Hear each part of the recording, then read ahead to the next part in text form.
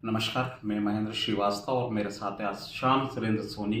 नगर पालिका में पार्षद रहे, योजना समिति के सदस्य रहे, कांग्रेस के सक्रिय कार्यकर्ता।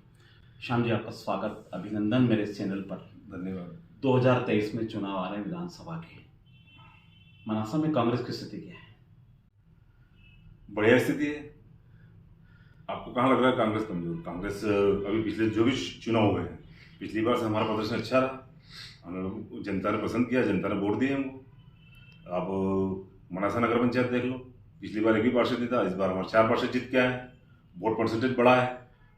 पिछली बार मैं नगर पालिका प्रत्याशी था अध्यक्ष का, उस टाइम बहुत कम वोट मिले थे। हमने फिर मेहनत करी और इस बार हमारा वोट प्रतिशत बढ़ा है और 4 पार्षद भी आए हमारे। पिछली बार बहुत ज़्यादा डिफरेंस था, शायद 7-8 हज़ार का डिफरेंस था बीजेपी और कांग्रेस, बीजेपी प्लस निर्दलीय और कांग्रेस में। इस बार कांग्रेस और बीजेपी में सिर्फ 1,000 का डिफरेंस रहा, तो हमारा इतना वोट प्रतिशत बढ़ा है। ठीक ठीक। अब 23 में चुनाव होने वाला है विधानसभा के, कांग्रेस तैयारी कैसे कर रही है? कांग्रेस तैयारी कर रही है। हमारे सभी कार्यकर्ता, हमारे सभी नेता, कमलनाथ जी सभी लगे हुए हैं। कमलनाथ जी लगातार क्षेत्र में देखते हैं कि क्या हो रहा क्या नहीं हो रहा है। ऊपर से लगातार प्रोग्राम आते हैं। हम कांग्रेस के लोग लगातार कार्यक्रम कर रहे हैं, जनता के बीच में जा रहे हैं, पद यात्रा निकल रहे हैं, जनता की आवाज़ उठा रहे हैं। और लगातार ये करने की वजह से इस बार हमारा वोट प्रतिशत बढ़ा है। ये आप आंकड़े देख लीजिए। ठीक। मनासा में कहा जाता है कांग्रेस कुछ कहीं न कहीं ग्रुप में बटी हुई। इस आपने देखा होगा अभी नगर पंचायत, मनासा नगर पंचायत, रामपुरा कॉर्पोरेशन, सभी कांग्रेसी लोग एक होकर लड़े। लगातार आपने बहुत जगह कवर किया और उसी का परिणाम रहा कि हम सफल हुए पहले से। ठीक है, हम जो सफलता चाहते वो नहीं मिला। हमारे कुछ पार्षद बहुत कम वोटों से हार, वरना नगर पंचायत मनासा की बनती। तो सभी नेताओं ने, जो भी वरिष्ठ हमारे सभी नेताओं ने मिलकर काम किया, उसका परिणाम ये रहा और आगे भी हम मिलकर काम करेंगे। अच्छा बताइए, इस बार 2023 में चेहरा कैसा होगा मनासा में?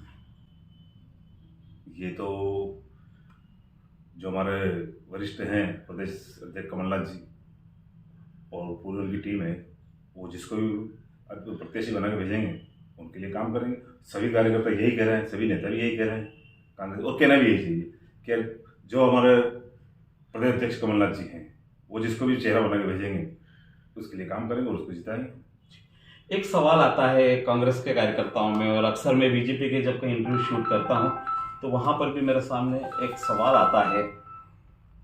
वो सवाल ये आता है कि युवा चेहरा इस बार होना चाहिए, युवा को अवसर मिलना चाहिए। आपके कांग्रेस में भी नरेंद्र जी को लेकर कहते हैं बहुत सीनियर पर्सन हो गए, अब किसी युवा को अवसर मिलना चाहिए, युवा उम्मीदवार होना चाहिए। तो क्या इस बार 2023 में पार्टी ऐसे चेहरे की तलाश करेगी? क्योंकि नाहटा जी के लिए अक्सर कहते हैं अब सीनियर पर्सन हो गए।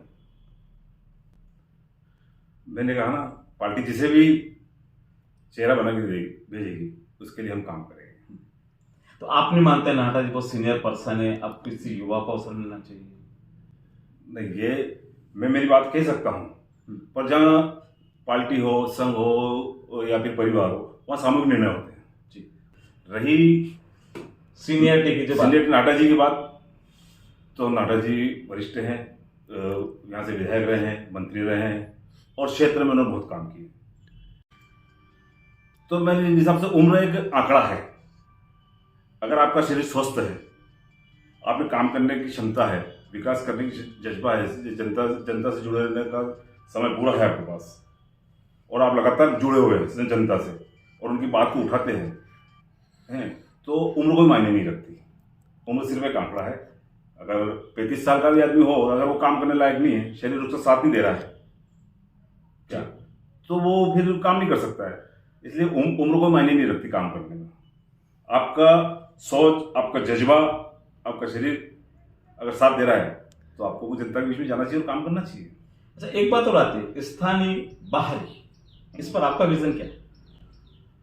नहीं, स्थानीय बाहरी ये कहीं कहीं बात उठ रही है, सब अपने अपने हिसाब से तर्क देते हैं, पर अगर पार्टी निर्णय करती है कि ये इनको चुनाव लड़ाएंगे, और मनासा में बीजेपी से भी बाहरी लड़े हैं, कांग्रेस से भी बाहरी लड़े हैं, तो वो कोई मायने नहीं रखते हैं।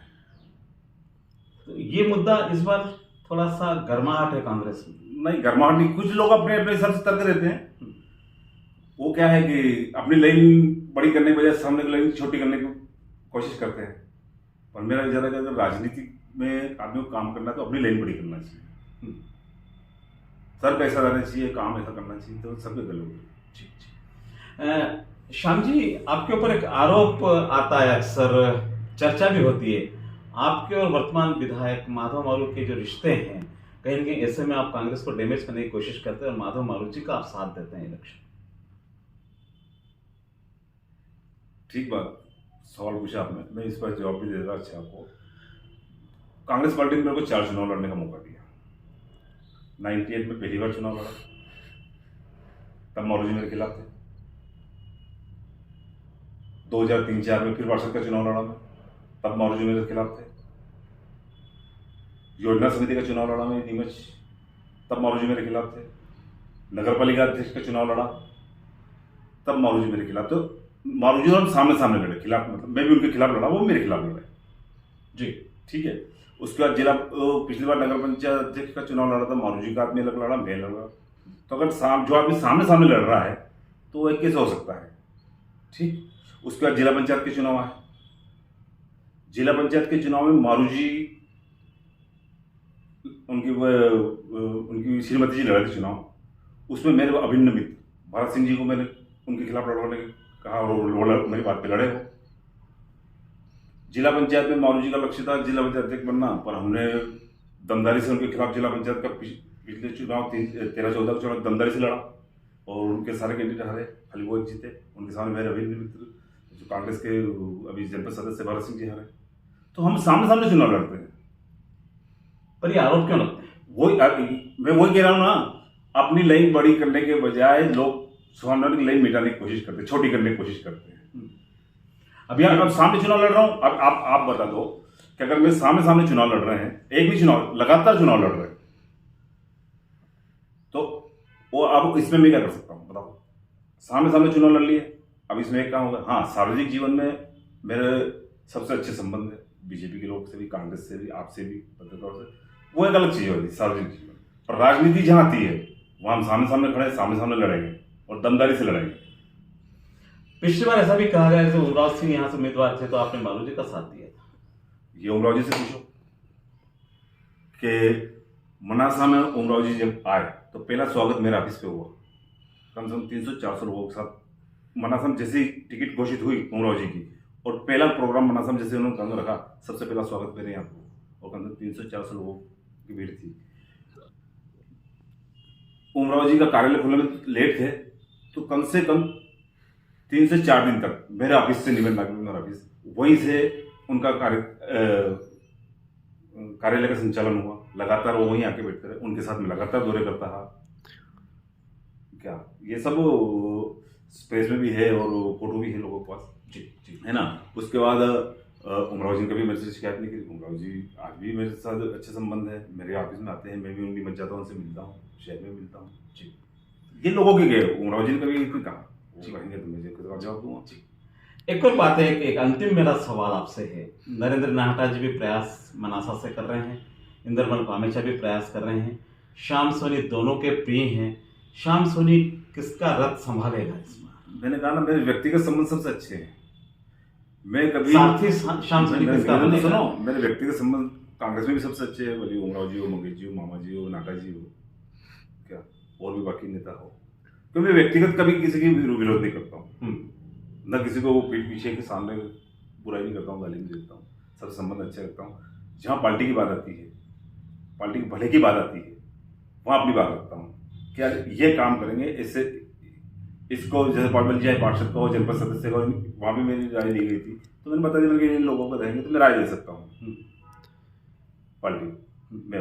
पर अगर पार्टी जिसको चेहरा बनाई भेजेगी उसको रहूँगा, साथी उससे बनाएंगे, पंजे के साथी, पंजे के साथी बनेंगे, साथी रहेंगे। अच्छा श्याम जी, आपसे अगर सवाल पूछा जाए कि यार ये 3 नाम आ रहे हैं, इसमें से अच्छा नाम कौन सा है?